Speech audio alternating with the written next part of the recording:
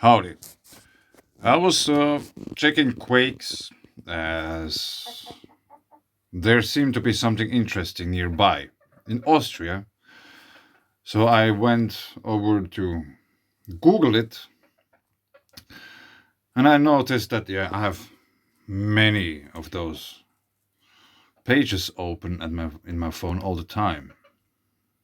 200 or something, maybe. I don't know. 150 at least.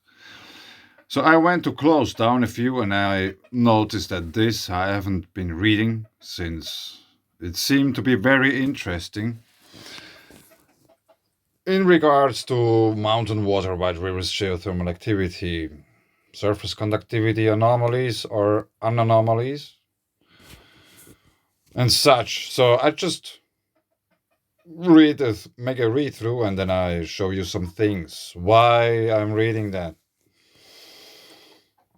FIS.org, 27 September. So this is already a week old or something. Very old. Aluminous silica, a major water carrier in the lower mantle. By Center for High Pressure Science and Technology Advanced Research. Core, crustal fragments from plates. Water is transported by oceanic plates into the Earth's deep interior and changes the properties of minerals and rocks, affecting the Earth's internal material cycle and environmental evolution since the formation of Earth. An international research group led by Takayuki Ishii and Dr. Ho Kwang Mao, Center for High Pressure Science and Technology Advanced Research, STAR, Bayerisches Geo-Institut, University of Bayreuth, Germany, and Tohoku University, Japan, reveals that aluminous silicas play a major role as a water carrier in the lower mantle. They determine the alumina and water contents of silica minerals, which are important minerals in the basaltic crust of the upper part of a subducting plate. The results show that rutile-type silica, stichhovite, which is widely stable in the upper part of the lower mantle, undergoes a phase transition to a CaCl2 type phase. So there's calcium. So let's check it out with Cl, what it means. It is calcium chloride. I'm not a scientist, I don't know all the things, so that's why I look it up. Try to learn and remember stuff I learned. Calcium chloride is an inorganic compound, a salt with a chemical formula CaO2. It is a white, crystalline solid at room temperature and is highly soluble in water. It can be created by neutralizing hydrochloric acid with calcium hydroxide. Calcium chloride is commonly encountered as a hydrated solid with generic formula CaH2O, where no 1, 2, 3, 6. These compounds are mainly used for the de-icing and dust control because the anhydrous salt is hygroscopic and deliquescent. It is used as a desiccant, but it is a salt, it is white. Highly soluble in water, so it has to do something with the wide rivers. But back to the article, because eventually I get somewhere with this whole thing. Take it easy, chickens. The results showed that this we already read. The CaCl2 type aluminous silica can hold more than 10 times the amount of water than other lower mantle minerals, even at very high temperatures in the lower mantle. This finding will lead to the elucidation of the origin of water in the lower mantle and the water cycle in the mantle. The results were published on October 24th in Proceedings of the National Academy of Sciences. Yeah, I don't know. Have they heard about white rivers and stuff? Maybe they would be interested in, but I don't know. I am no scientist. Since the birth of the Earth, water has traveled through the Earth's surface and interior, triggering earthquakes and volcanic activity. Yeah, I haven't read this yet, so it's very interesting for me as well. So the comments I make, they are like live, real, honest, or however you put it, because I haven't read this before. But anyway. It is estimated that the amount of water that can be stored in the Earth's interior is several times that of the seawater in the Earth's surface, on the Earth's surface. In my last video, I showed you an island in the sea where is fresh water pouring out. How amazing. Water, seawater, is transported to the Earth's interior by oceanic plates. Really? To prevent water from leaking out of the plates, the minerals that make up the plates efficiently transport water by incorporating it into their crystal structures. It is thought that the minerals are transported by the plates to the lower mantle and then returned to Earth's surface by the upwelling plume. Plume of what? It is still not well understood of how much water is stored in Earth's interior and how it returns to the Earth's surface. Yes. To understand these issues, it is important to know how much water mantle minerals can contain and how stably they can hold water. It has been found that basalts found in oceanic island volcanoes such as hotspots, which are thought to have their source in the lower mantle, contain more water than other basalts. This suggests that the lower mantle plays the role of a major reservoir of water. What is the word? Hydrophilic?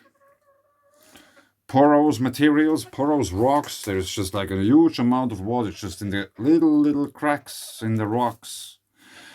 And since water is in those little cracks, it is basically only surface. And so we have a huge amount of energy in form of easy water. But,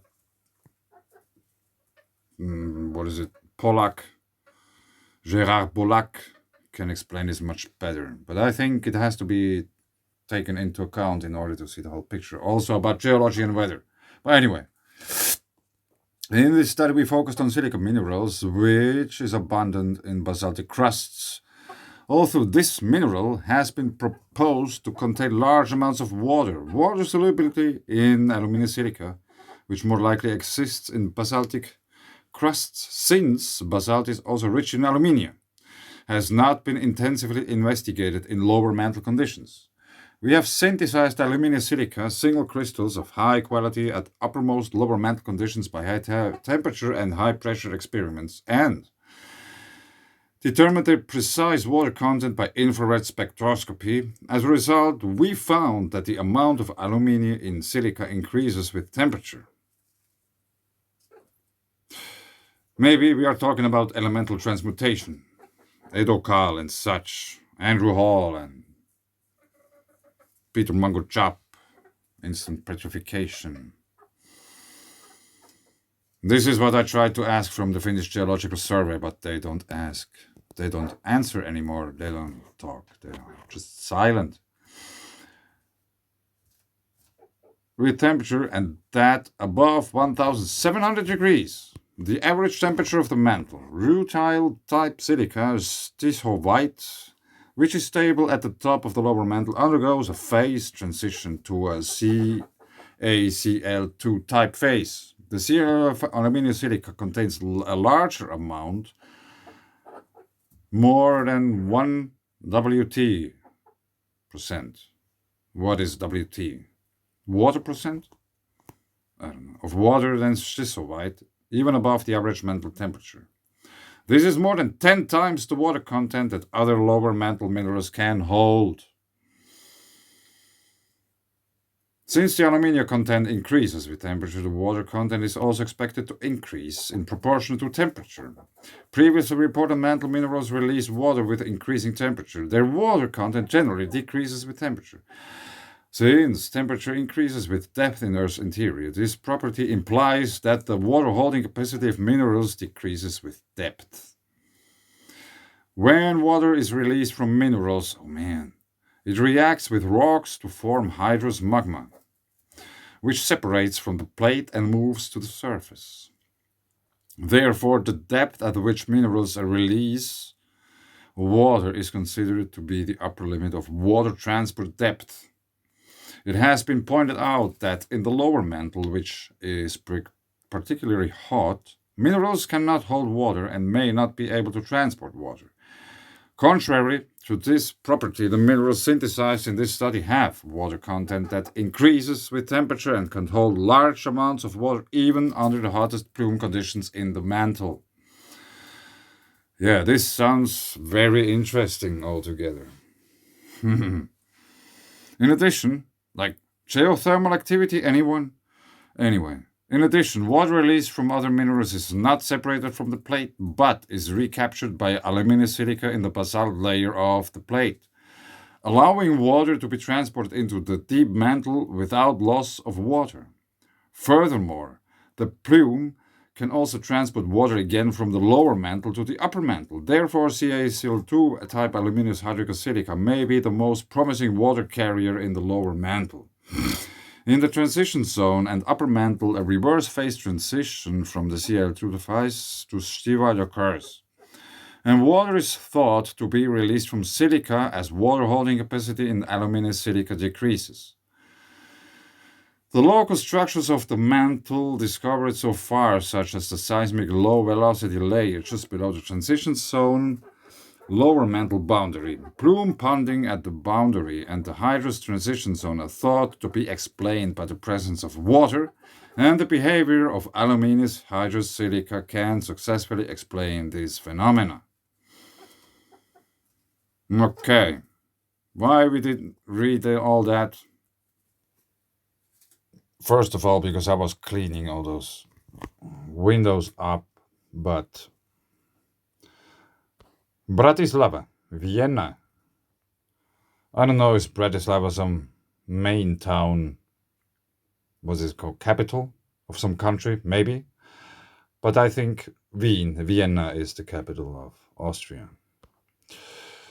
There has been quakes 16 hours ago, magnitude 2, depth 10 kilometers, which probably doesn't tell us anything. If this is also 10, yes, 1.5. So we don't know anything about the depth.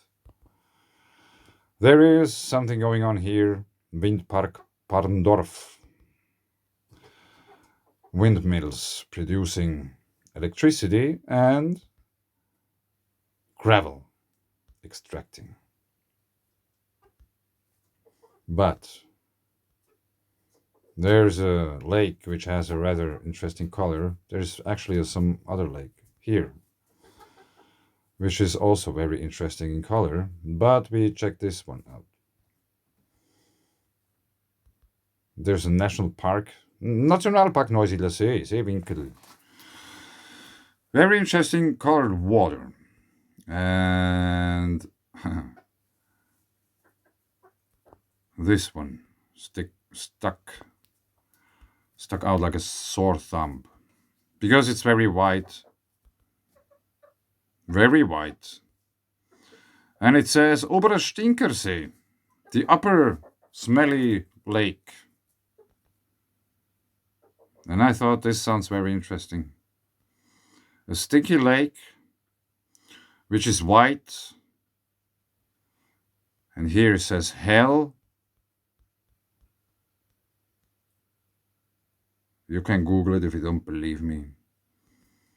Besides this rather odd looking lake, and we have very interesting features like all over the place. So I tried to figure out something about this smelly lake here. And so far I haven't found much. Wikidata, Oberer Stinkersee, no description defined, no label defined, no description defined. German, is this a link? No. Statements, but Salt Lake. This seems to be a salt lake. There is no entries or whatsoever. There might be somewhere in the internet, in the depth of internets. There might be something about this lake. But there is like, I don't know what they are, these water veins here. And this looks somehow rather strange. Like, I mean, here is water and here is land. This seems to be peatland of some sort, or whatever that is. And there's like water veins drawn in that. But somehow I think this is also water. This might be plants. Swamp plants. And there is something pouring out here out of the ground, I guess it looks like.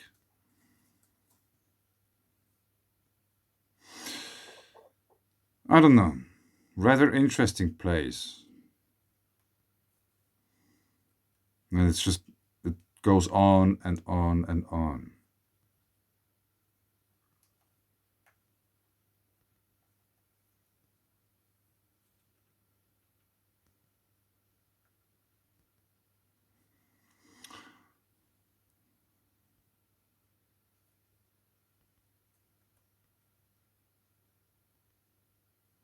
Yeah, Neusiedler See.